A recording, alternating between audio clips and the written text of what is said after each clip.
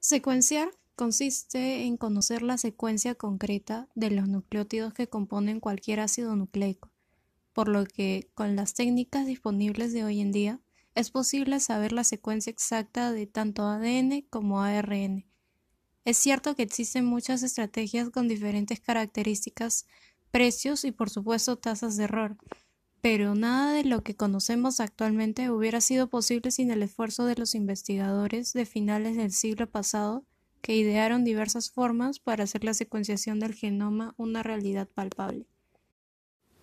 Esta estrategia se basa en sintetizar de forma secuencial una hebra de ADN complementaria a una hebra de cadena simple que vendría a ser utilizada como molde, en presencia de ADN polimerasa. Los 4,2-deoxinucleótidos que componen la secuencia de ADN DATP, DGTP, DCTP y DTTP y 4 dideoxinucleótidos DDATP, DDGTP, DDCTP y DDTTP. Estos últimos nucleótidos especiales o nucleótidos de parada están diseñados para que carezcan de un grupo 3-hidroxilo, que permite la adición del nucleótido consecutivo, de forma que cuando uno de ellos es incorporado por la polimerasa se interrumpe la síntesis de la nueva hebra. Esto lleva a que se obtengan fragmentos secuenciados de diferente tamaño, según donde se incorporen los dideoxinucleótidos. De este modo, y tras una simple electroforesis, se va a poder dilucidar la secuencia. De forma resumida, el proceso sería el siguiente. En primer lugar, se llevan a cabo 4 reacciones distintas en tubos diferentes. Cada uno de los tubos va a contener una mezcla que contiene la misma cadena molde, que bien podría ser ADN de cadena simple obtenido no de una desnaturalización o ADN complementario procedente de una retrotranscripción de ARN. Además de la ADN polimerasa, un cebador marcado radiactivamente, los 4 nucleótidos normales DNTP y uno de los 4 dideoxinucleótidos DDNTP. Así, el cebador por complementariedad se une a la hebra molde, favoreciendo su reconocimiento por la ADN polimerasa y el inicio de la síntesis de la nueva hebra. La ADN polimerasa va añadiendo DNTPs hasta que de forma aleatoria incorpora el DDNTP, por ejemplo el DDATP, sabiendo que cada uno de los tubos contiene un DDNTP distinto y se interrumpe la síntesis. De esta forma, en el tubo van a aparecer fragmentos secuenciados de diferentes tamaños e interrumpidos por el DDNTP del mismo tipo, en este caso DDATP. En el segundo tubo habrá una mezcla de fragmentos secuenciados interrumpidos por otro DDNTP, por ejemplo DDGTP, en el tercero por otro DDCTP y en el cuarto por el último DDTTP. Esta modificación supuso mejorar la técnica en 3 aspectos principalmente. El primero de ellos fue gracias al uso de DDNTPs marcados con 4 fluoróforos distintos, lo que favoreció que todo el proceso tuviera lugar en una única reacción en un mismo tubo, y no en 4 distintos como el método original. El segundo consiste en la utilización de la técnica PCR para llevar a cabo la reacción de polimerización. Esto fue posible con el descubrimiento de polimerasas resistentes a temperaturas más altas y que soportaban los cambios de temperatura existentes en los ciclos de PCR. Por último, la incorporación de la electroforesis capilar en un gel de poliacrilamida.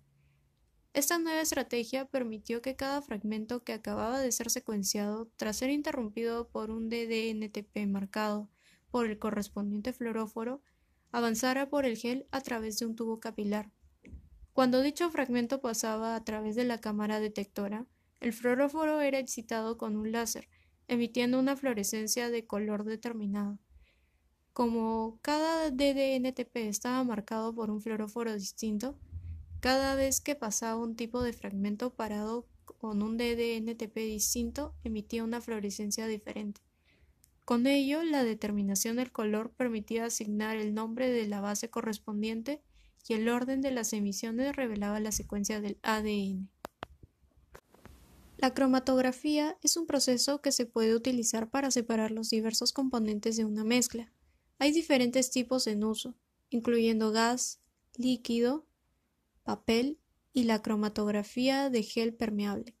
Este proceso puede llegar a ser muy útil, especialmente en mezclas complejas. En teoría, un cromatograma siempre debería ser perfecto, pero no siempre es así. Este sería un buen cromatograma. Un cromatograma con algo de ruido.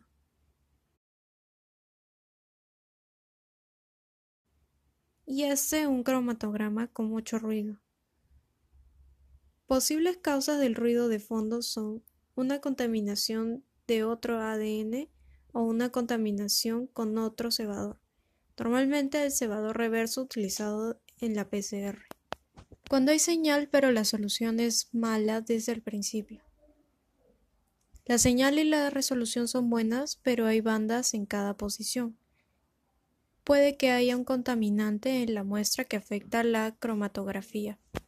Cuando existen varios moldes en la reacción, el cebador se une en varias posiciones del molde, se están secuenciando varios productos, los cebadores de la PCR original no se han eliminado. La pérdida gradual de la señal en los tamaños grandes sería de esta manera. Cuando la señal es buena al principio, pero disminuye rápidamente. Puede haber un exceso de sales en el molde, exceso de ADN molde o contaminante que inhibe a la polimerasa. Un gran pico rompe la secuencia en un punto concreto. Existen ddNTPs mal eliminados de la reacción de secuenciación. Cuando la señal es buena, hasta un punto concreto y después disminuye bruscamente.